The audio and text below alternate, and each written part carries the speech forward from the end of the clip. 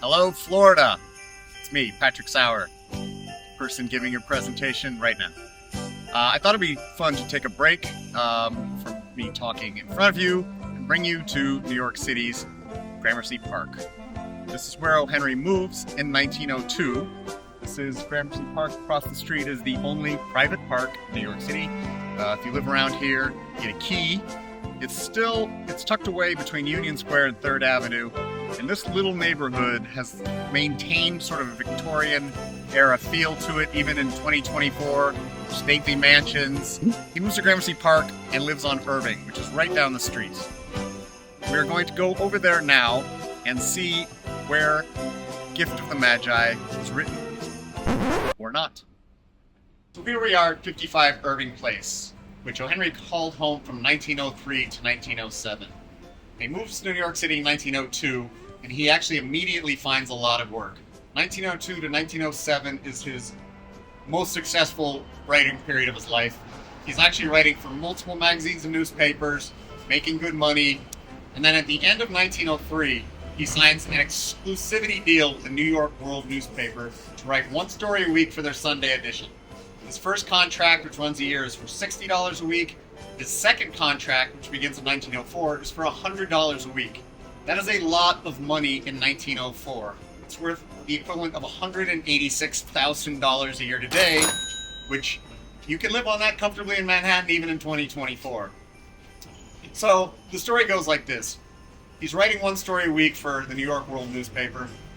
Some of them are actually really short, to the point of perhaps he's not giving his best effort all the time. He is a renowned carouser. He is out every night, late in the Tenderloin. And so there is some question as to, are all of these stories his best effort? Some are very good, some are not. But in late 1905, about November, the managing editor of the New York World retires. And the guy who takes over is named Caleb van Ham. One of those great Dutch names. Caleb goes over the books, looks at the budgets, and he cannot believe that they are paying somebody $100 a week for this little effort. He fires him, but the man still has a month on his contract. So Henry's like, great, I'll find other work. And he basically files a story about Thanksgiving, and then he takes a quick vacation, and he's just done with it. Well, Van Ham is not done with it. December 10th, Sunday, December 10th, is their biggest paper of the year. It has all the advertising for the department stores, and O. Henry is supposed to have the lead story in a section about reminiscences of Christmas times past. But on the afternoon of December 7th, O. Henry gets a knock on the door. It's Thursday night. It's when he's supposed to file it for deadline. Deadlines he frequently misses, it should be added. So he sits down, he takes out his legal pad, he writes across the top. O. Henry writes, "The Gift of the Magi." And as this plaque on the wall says, he writes feverishly for 2 hours and delivers what is probably the best, I consider the best, American short story about Christmas time. So that's the story. He wrote it in 55 Irving Place, right? Plaque says so. But did he? There's a whole other version of the story which takes place across the street.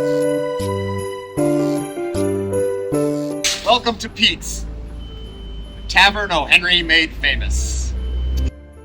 First opened in 1864 as part of a hotel. In 1899, two brothers by the last name Healy buy it. It becomes Healy's, which is what it would have been called when O. Henry was doing his drinking here. It actually appears in a O. Henry story called The Lost Batch, which is about two men who make a batch of liquor that's incredibly good and healing, and can't remember the recipe. You'll have to look it up to get the twist on that one. And then in 1926, Pete DeBells buys it and names it Pete's. So, the question is, did O. Henry write The Gift of the Magi at 55 Irving Place? Or did he write it right here in Pete's Tavern? Let's go inside and see if we can answer that question.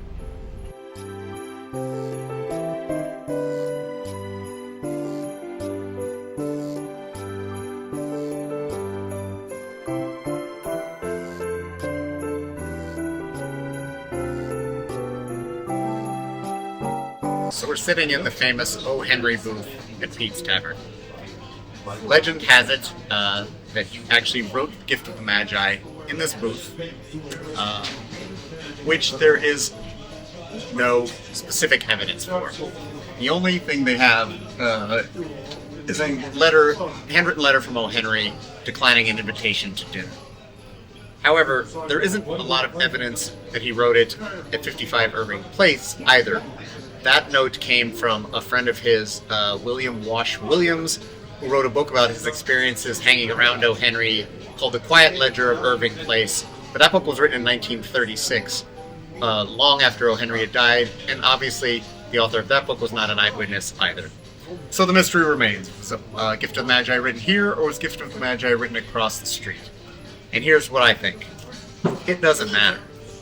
What matters is that the story endures. Gift of the Magi is 120 years old, and we're still talking about it. In fact, you invited me to give a presentation on it.